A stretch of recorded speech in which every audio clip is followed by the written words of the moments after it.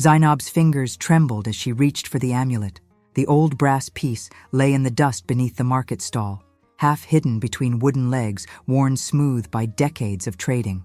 She had dropped it that morning, or so she thought, but as she bent to retrieve it, her eyes caught something that made her blood stop moving through her veins. Beneath the merchant's table, in the shadows where no light was supposed to reach, she saw them. Bones. Small bones, arranged in a pattern too deliberate to be accident. And beside them, a cloth soaked dark with something that was no longer wet. Her mind understood the truth before her voice could form it. Her stepmother's cloth. The same indigo wrapper she had been wearing the day she disappeared. The day everyone said she had run away with a trader from the north. The cloth was unmistakable. Zainab's father had purchased it himself from a merchant in the Eastern Territories, paying an enormous price because Kofo had admired it so completely. She had worn it every market day, every celebration, every moment when she wanted to be noticed and admired. The wrapper had become as familiar to Zainab as her own heartbeat, a symbol of the woman who had replaced her mother and stolen her father's devotion. And here it lay, stained and folded beneath a trading stall, hidden in shadow and dust. Zainab's mouth opened, but no sound emerged. Her body went cold, the kind of cold that comes from understanding something that cannot be unknown. The market continued around her. Women haggled over prices. Children ran between stalls. A drummer beat a rhythm near the cloth vendor. Someone was grinding grain in a mortar nearby. The repetitive sound that should have been comforting, but now felt like the ticking of a clock, counting down to something terrible. But Zainab remained frozen, her hand inches from the amulet, staring into the shadow that had kept it secret for 3 seasons. The merchant's voice came from above her, sharp as a blade. "What are you doing down there, girl? Leave that dust alone." But there was something different in his tone now.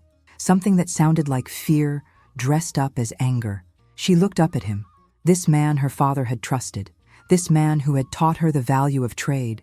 This man whose smiles had seemed gentle as river water. His face had changed. Or perhaps she was simply seeing it for the first time. She saw the tightness around his eyes, the way his hand gripped the edge of the table so hard his knuckles had turned white, the way his jaw clenched, as though he was fighting something inside himself. She saw fear there. She saw guilt there. She saw the look of a man who knows that his darkest secret is about to be exposed. She could smell his fear now, acrid and sharp, mixing with the scents of the market. Spices and sweat and dust. The way he was watching her had the intensity of a snake watching the bird it has already caught. She knew in that moment that he was capable of looking at her the same way, that if she remained there, beneath his table, if she reached for that amulet, if she took one more moment to stare at those bones and that cloth, something terrible would happen. She could feel it in the air like the warning before a storm. Her hands began to shake. Her heart hammered against her ribs like something trying to escape from her body. Zainab stood slowly, without the amulet, without a word. She backed away from the stall, her legs unsteady beneath her, her eyes never leaving his face. And he watched her go with the fury of someone who knows their secret is no longer safe in darkness. As she walked away, she could feel his gaze burning into her back like a blade. The story of Zainab began long before she bent to pick up that amulet. She was the daughter of Malik, a cloth merchant of considerable reputation, a man who traded in wrappers and head wraps and fine indigo cloth from 3 territories over. His stall in the market was known for its quality, and he had built his trade through decades of honest dealing and careful negotiation. Malik was the kind of man that other traders respected, the kind of man the elders consulted about matters of commerce and honor. Zainab's mother had died when she was very young enough that her memory of that woman existed only in the soft smell of shea butter and the feeling of fingers braiding her hair before sleep. She had learned her mother's name, Asha, from her father's stories, learned that Asha had been kind, learned that Asha had worn an ancient amulet blessed by the river spirits. But the woman herself existed for Zainab only as a presence, a warmth, a voice that she could almost but not quite remember hearing. When Zainab turned 12 seasons old, her father brought home another woman. Kofo was her name. She was young, beautiful in the way that made men pause their conversations when she passed, that made them forget what they had been saying and simply stare. Her skin was smooth as river stone polished by water, and she moved with a kind of grace that made even the simple task of grinding grain look like a dance. Her laugh was like bells. Her voice was honey.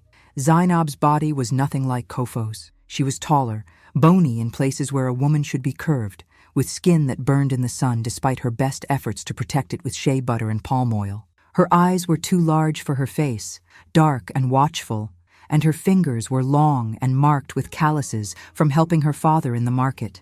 She had her mother's sharp mind, but not her mother's beauty. She could calculate prices and values that other people needed chalk and stones to work out. She could spot dishonest cloth from across the market, a weave that was not quite tight enough, a dye that was not quite true. But she was not beautiful. Her father had always said she had the mind of a merchant and would make some man very fortunate. This was what fathers said to daughters who were not beautiful but were useful. It was meant to be comforting. It was not.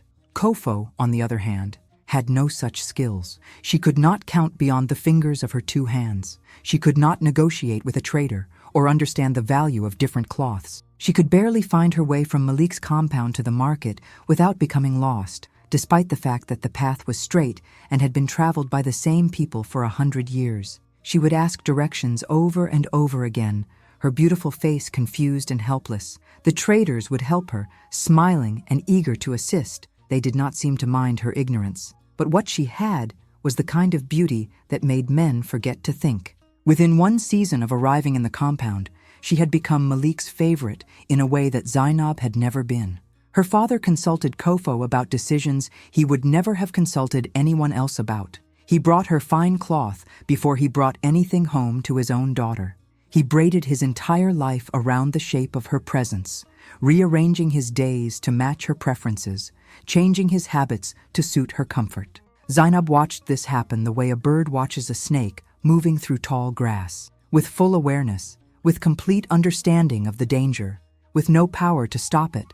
The amulet that had belonged to Zainab's mother was no ordinary object. It was a piece of ancient brass, shaped like a crescent moon, and it was said to have been blessed by the spirits of the river itself.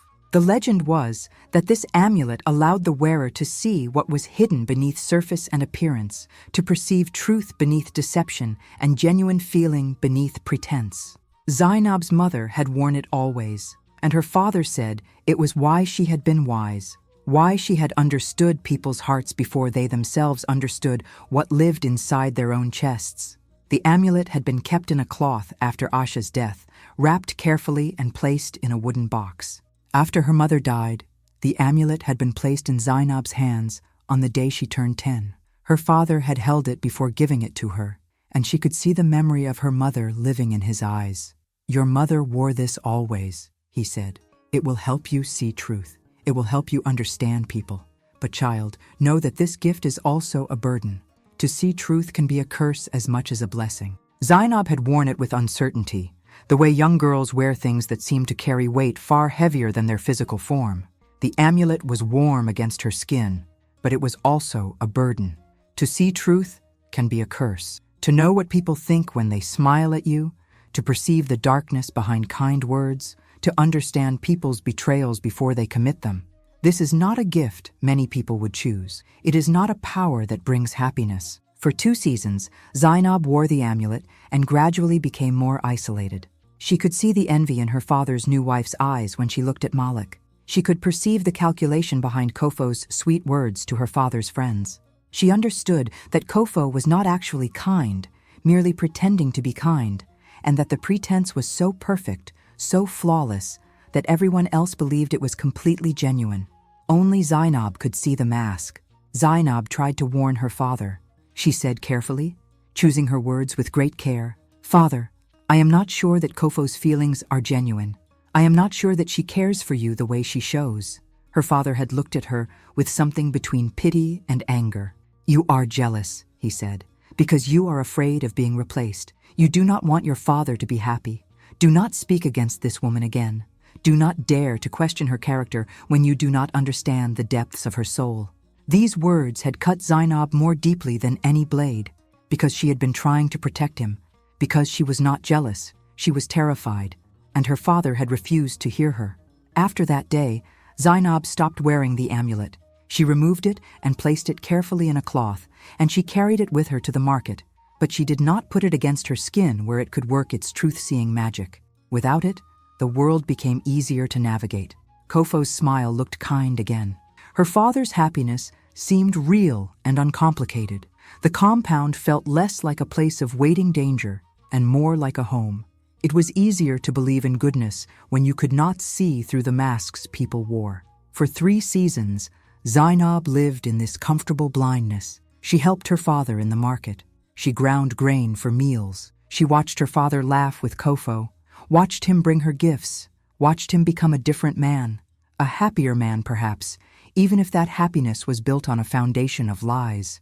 Then her father began to withdraw money from the trading house, large amounts that made no sense for the volume of cloth being traded, amounts that should have alarmed him but seemed not to.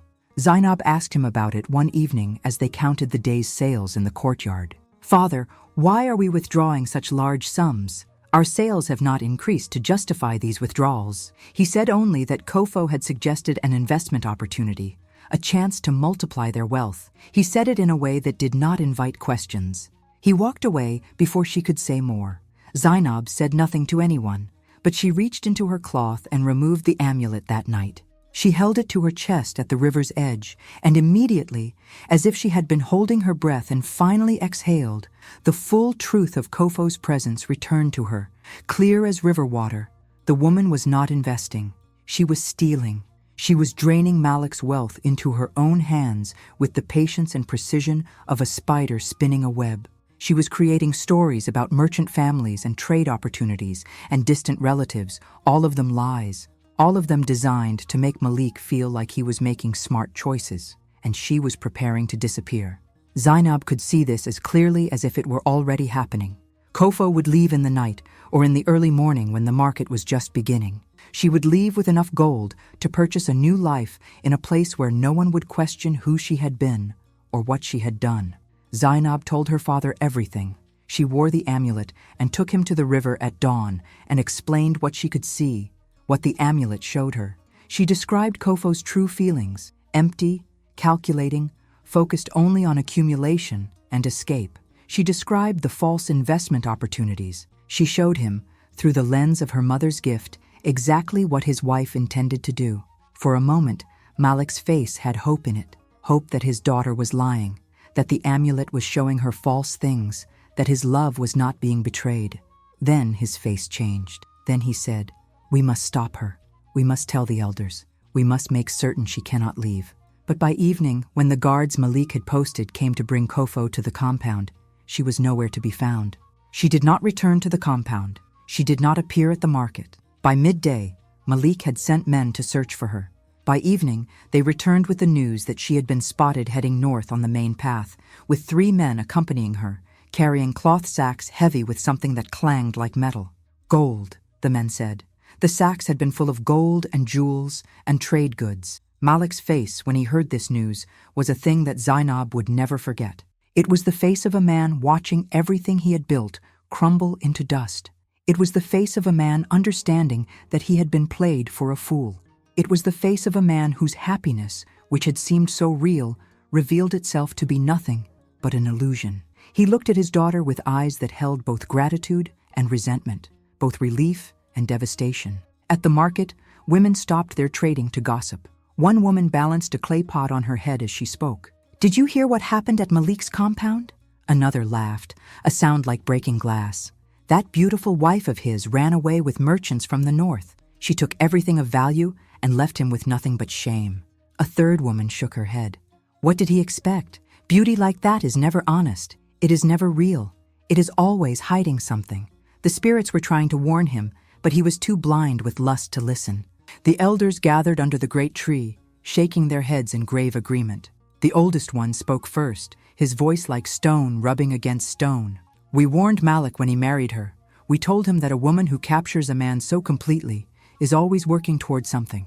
She does not love him. She is using him." The others murmured in agreement, each adding their own observations about the foolishness of a man blinded by desire. "A man blinded by beauty cannot see clearly," another elder said. "This is the price of such blindness. The spirits do not forgive those who ignore wisdom. Children pointed and ran away, shouting the story to each other as they scattered through the village. Within hours, every child had heard. And where children's voices go, mothers soon follow. "See what happens when a man forgets his head," the mothers said to their daughters. "See what happens when you mistake desire for love." Malik did not speak to Zainab for many days. He moved through the compound like a ghost. He sat in the market and engaged in trade, but there was no light behind his eyes. When he finally did speak to her, his words were small and careful, the way words are when someone is trying not to break. "Why did you keep wearing that amulet after I asked you not to?" he said. And before Zainab could answer, he continued, "Because if you had simply let me love her without your truth, I would still have the happiness of that love, even if it was built on falsehood. Now I have no love and no wealth. You have taken everything from me by making me see." These words entered Zainab like poison. They stayed in her, spreading through her bones, because her father was right. The amulet had saved his money, had preserved his life, had prevented him from being completely ruined by a woman without conscience, but it had also destroyed his happiness. The thing she had thought was wisdom, the ability to see truth, was actually a curse. To see without being able to make others see, to know without being able to make them understand, to be right in a way that only creates more pain, to see without being able to make others see, to know without being able to make them understand, to be right in a way that only creates more pain. That night, Zainab returned the amulet to the market. She placed it beneath the merchant's stall, the stall of a man her father trusted, a man named Okonkwo, who had been her father's friend for many years. She placed it there without ceremony, without explanation. She was done seeing truth. She was done being the bearer of knowledge that hurt everyone it touched. For 3 more seasons, she lived without the amulet. Her father slowly recovered. He purchased new cloth, rebuilt his trade, began to smile again. He seemed to forgive her, though forgiveness is perhaps the wrong word for what it was. He seemed to accept that she had done what she thought was right, and he seemed to accept that her rightness had cost him dearly. Then came the morning when Zainab went to the market to help her father, and she noticed that Okonkwo looked different, thinner. His face had taken on a kind of haunted quality. She asked him if he was well, and he said only that he had not been sleeping, that he had been having strange dreams, that he felt as though something in his stall was calling to him, trying to get his attention. Zainab's heart began to move faster in her chest. She knew what it was. She knew that the amulet was there, still beneath his table, still waiting. The amulet that shows truth does not simply wait passively. It calls to people. It whispers. It demands to be seen and worn and used. When she bent to retrieve it that morning, she discovered what Okonkwo had been hiding. Not just the amulet, the cloth, the bones, the evidence of a crime he had committed so long ago that perhaps he had even convinced himself it was not real, that it was a dream, that it was something that had happened to someone else. Zainab understood immediately. The woman her father had married after her mother died, the woman Zainab's father said had run away with a traitor. That woman had never left. She had never traveled north. She had died here, in this market, in this stall, and Okonkwo had hidden her body beneath the table where he conducted his daily trade. He had smiled at customers. He had discussed prices. He had lived his life directly above the grave of a woman he had murdered. Why? Zainab did not need the amulet to understand this. The older traders whispered stories in the corners of the market. Okonkwo had been in love with Kofo before Malik brought her to the compound. Years ago, when she had first arrived in the village, Okonkwo had asked her to be his wife. He had offered her cloth and status and a good life. He had given her gifts of brass and beads.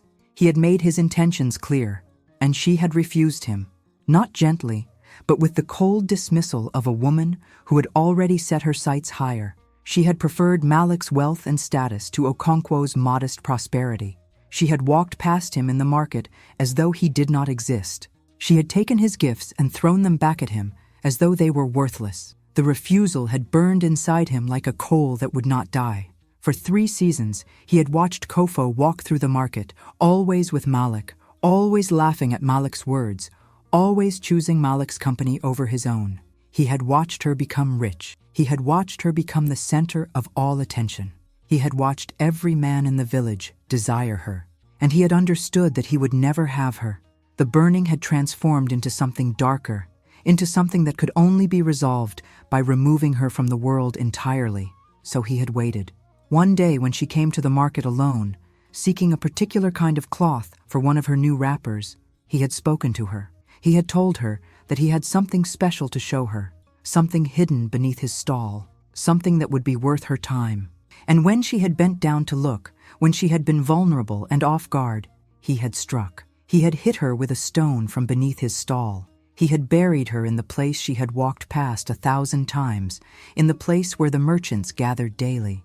Zainab stood frozen in the market, the truth spreading through her like water through cloth. Around her, the normal market sounds continued, but Okonkwo had gone very still, very quiet. His face had taken on the quality of a man who knows his life is about to end. "Leave that place alone," he said, but his voice was not threatening now. It was tired. It was the voice of a man who has been carrying something too heavy for too long, and who is almost grateful that the burden is about to be put down. "Leave that place alone, and I will give you anything. Gold, cloth, my entire trading house. Anything you want. Just do not tell anyone what you have seen." Zainab's hand hovered over the amulet. She could simply leave it there. She could walk away and tell no one. She could let Okonkwo continue his life, burdened but breathing. She could protect her father from the truth that his first wife had been murdered, had been lying in a grave beneath a market stall for 3 seasons while he believed she had chosen to leave him. Or she could take the amulet. She could wear it again. She could see truth in its fullness. And she could speak that truth into the world, no matter what it cost her, no matter what it cost her father, no matter what it cost Okonkwo. The choice was not small. It was the kind of choice that divides a life into a before and an after. If she left the amulet, she could return to the comfort of not knowing, to the ease of believing that the world was mostly kind and mostly good. If she took it, she would be taking on the burden of truth forever. The amulet had called to Okonkwo and driven him to the edge of madness. Would it do the same to her? Would she spend her life seeing things that others could not see, understanding betrayals and deceptions, carrying knowledge that isolated her from everyone around her? She thought of her mother, who had worn the amulet with wisdom and grace. She thought of her father's pain, which might have been prevented if he had simply believed his daughter when she tried to tell him the truth. She thought of Kofo's family, who had never known what happened to her, who were still waiting for word, still wondering if she would ever return. And she thought of the other women who might come to this stall, who might bend down to pick up something they had dropped, who might see what Zainab had seen, and who might be killed for seeing it. Zainab's hand closed around the amulet. She pulled it toward her and placed it against her heart. Immediately, the full weight of the world's deceptions descended upon her. She could see Okonkwo's entire life laid bare, his loneliness, his rage, the way his crime had eaten him from inside, the way he had become a ghost haunting his own existence. She could see the market with new clarity. She could perceive the small cruelties and betrayals happening all around her. A man cheating his customer with false cloth, a woman stealing from her neighbor's basket, a child lying to his mother about where he had been. The world was not mostly kind, it was mostly human, and human meant complicated, meant capable of both beauty and ugliness, meant deserving of both compassion and accountability. "I am going to tell my father," Zainab said to Okonkwo. "I am going to tell him what happened to his wife, and I am going to tell the elders what you have done." Okonkwo's face crumpled. He sank onto his stool, and for a moment, he looked like a man who had been released from a prison he had not realized he was living in. "Thank you," he said quietly. "I have been waiting so long for someone to know, to say it out loud, to make it real." Zainab left the market without speaking to anyone else. She went directly to her father and told him everything. His face underwent a transformation. Shock, then rage, then grief, then a kind of resignation. He looked at his daughter with eyes that were clearer than they had been in a long time. "You are like your mother," he said. "You see what must be seen, even when it costs you, even when it costs everyone." The elders came to the market.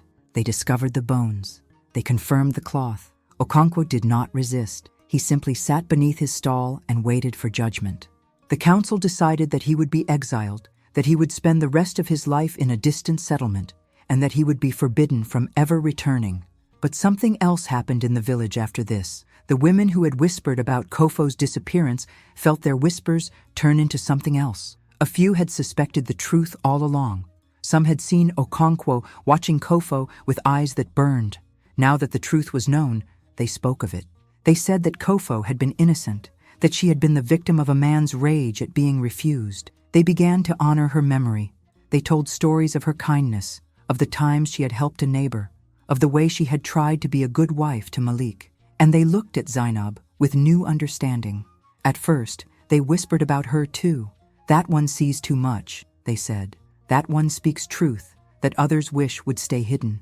Some women pulled their daughters away from her. Some men avoided eye contact. She had become the one who had destroyed a man's life, in their eyes, even though that man deserved destruction.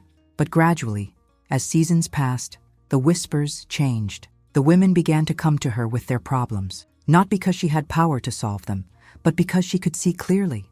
She could tell a woman whether a man's promises were genuine or false. She could see when a family member was being dishonest. She could navigate the careful truth-telling that was sometimes necessary. Her father recovered from his grief, slowly and not completely. He purchased new cloth, rebuilt his trade, and began to smile again. He never married again. He said he had learned something through all of this, though he did not specify what. But he listened to his daughter with new respect, with a reverence that had not been there before. He and Zainab worked the trade together, and he began to consult her counsel, truly listen to her, not as a dutiful father, but as a man trusting someone he knew could see truth clearly. In his final seasons, as his hair turned white and his hands grew thin, he told her, "You were right, about everything. I was too blind to see it then, but I see it now. You saved my life, even though it cost us both dearly." 5 seasons after Okonkwo was exiled, a merchant from the north came to the market. He brought with him a woman and a child, her sister and her nephew. The woman was Kofo's sister. She had been searching for years, traveling from village to village, trying to understand what had happened to her sister. The merchant had heard the story in another village and had followed the trail, asking questions, listening to whispers, until he found the place where the truth lived. When she saw Zainab, she wept. She embraced this girl who was not her sister, but who had given her sister's death meaning. She had brought gifts, cloth and gold and spices, as a way of honoring the one who had remembered her sister, who had borne witness to her murder and brought the murderer to justice. But Zainab refused the gifts. She said only, "I did not do this to receive reward. I did this because truth required it. I did this because your sister deserved to be remembered. Not as the woman who disappeared, not as the faithless wife who ran away with traitors, but as the woman who was murdered, as the victim of a man's rage at being refused, as an innocent who was erased from the world by someone who could not bear the pain of being rejected." The woman nodded, and she said something that stayed with Zainab the rest of her life. "You have learned what most people spend their entire lives avoiding. That truth and kindness are not the same thing. That speaking truth is sometimes the most unkind thing you can do, and that doing the right thing often looks nothing like people imagined it would look. You have my gratitude and my sorrow, because I know what it has cost you. My sister found peace only through your courage. I can honor that." Years passed. Zainab never married. She lived alone in a small compound at the edge of the village, near the river where she had gone so many times to think and understand. She wore the amulet always, close against her skin, and its weight became lighter over time, not because she grew accustomed to its burden, but because she understood that the burden was the price of being able to help. The pain of seeing truth became familiar, like an old scar worn smooth by years of carrying it, and in that familiarity she found something like peace. Not happiness, she would never know that again, but peace. Women came to her seeking counsel. They came not as seekers of magical solutions, but as women desperate for clarity in their lives. A wife would come asking whether her husband's promises of fidelity were genuine. A mother would come asking whether her son was lying about where he spent his nights. A young woman would come asking whether the man she was to marry truly cared for her or only for the bride price her family would bring. Zainab could see these truths. She could see into the hearts of people and tell what was real and what was pretense. She developed a reputation as a woman of unusual insight, a woman who could be trusted with secrets. But more than that, She could tell when truth needed to be spoken and when it needed to be held in silence. She learned that wisdom was not the same as speaking every truth she could see. She learned that sometimes people needed their illusions to survive, at least for a time. She learned that sometimes the kindest thing was to tell a small untruth wrapped around a larger truth. She became, in her own way, a keeper of balance between truth and mercy, between the harsh light of revelation and the gentle darkness of selective ignorance. The village whispered many things about Zainab. Some said she was blessed by the spirits. Some said she was cursed. Some said she was lonely, that no man wanted to marry a woman who could see through his lies. These whispers were all true in different ways. She was blessed and cursed simultaneously. She was lonely, yes, but it was a loneliness of her own choosing, a sacrifice made freely and knowingly. She had decided that the cost of truth-seeing was too high for any person she loved, so she lived alone rather than bind another person to the weight she carried, rather than condemn someone to see what she saw. But the truth that mattered most was this: Zainab had learned that wisdom was not the same as happiness, that seeing clearly could cost you everything comfortable and familiar, that the amulet had not changed when she picked it up that day in the market. She had changed. She had accepted the weight of truth, and in accepting it, she had become someone different, someone harder perhaps, but also someone stronger, someone who could look at the world and see both its darkness and its light, and not break under the weight of that sight, someone who could carry secrets that were not hers to carry, and not be destroyed by the weight of them. The elders began to tell a new story in the evening gatherings. They said, there was a girl who could see what was hidden. She saw beneath the surface and found truth buried there. It cost her many things, but it saved many others. And through her courage, we learned that truth is not always kind, but it is always necessary. The mothers told their daughters, the gift your mother wore is not something to covet. It is something to fear. But if you are cursed with it anyway, if you are born with the sight, then you must learn to bear it. You must learn what to say and what to keep silent. You must learn that seeing is a burden, and that the person who sees cannot help but be changed by what they see. And the village was never quite the same. People began to examine their own secrets more carefully. They began to ask themselves what they were hiding, what they were pretending not to see, what truths they were burying beneath their own stalls. Some became better because of this transformation. They became more honest in their dealings. They became more genuine in their relationships. Some simply became more careful about concealing what they did not want seen.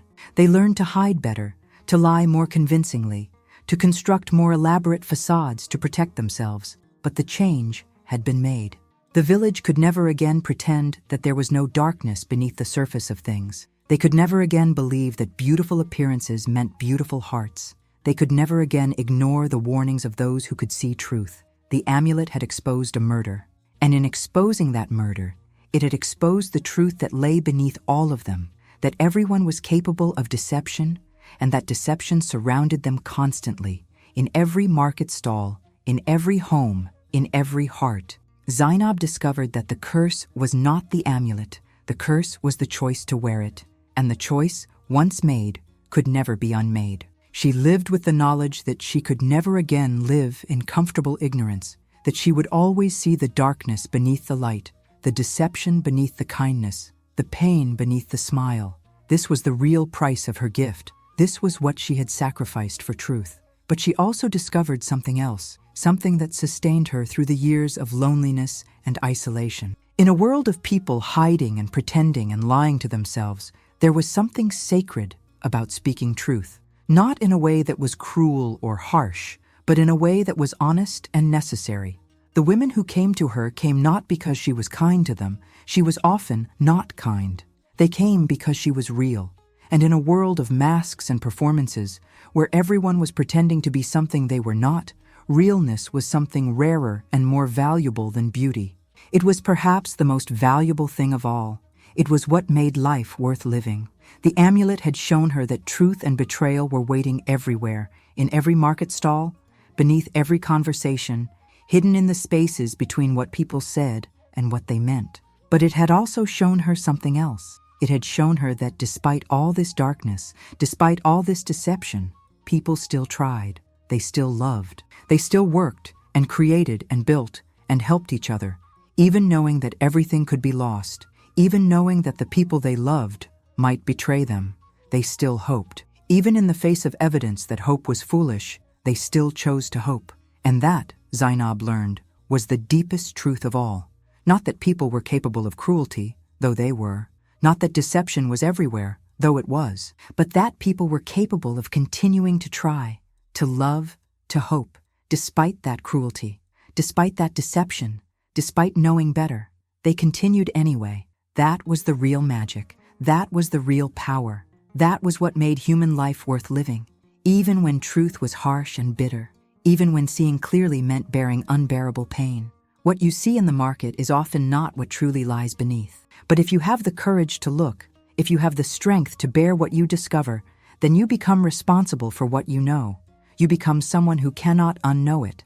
You become someone who must decide, every day, whether to speak the truth or stay silent. And you must live with the consequences of either choice. Neither choice is easy. Neither choice is without cost. But the choice itself, the decision to see or to remain blind, that choice will define who you become.